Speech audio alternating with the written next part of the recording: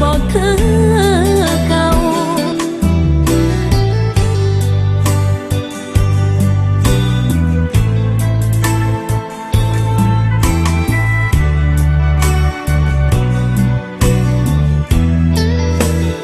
เอามามีแต่เปลี่ยนคำตัวบ่เศร้า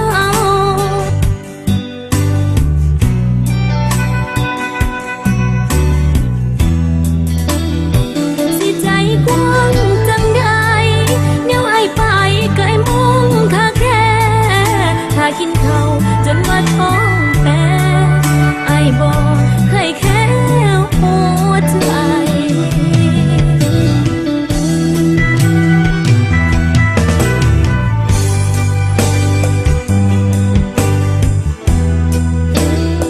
แล้วเมียเจ้าผู้นี้คือบ่มีเวลา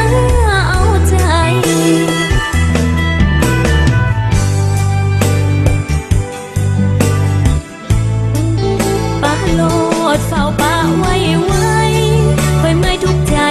น้ำเจ้าแล้วเนื้อคันสั้นมืออื่นนี้เอาไปเส้นใบยางกัน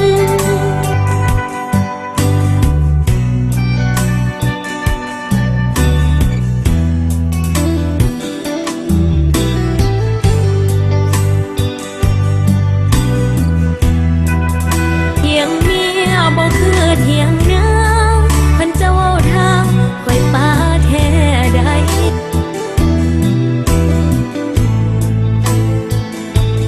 สั้นจำไว้ไอ้อยากเที่ยงนี้จำไว้เด้อแต่นี้ต่อไปห้ามขึ้นเสียงกับเมียห้ามเถียงเมียเจ้าแต่ขอขึ้นแนวอื่นได้บ่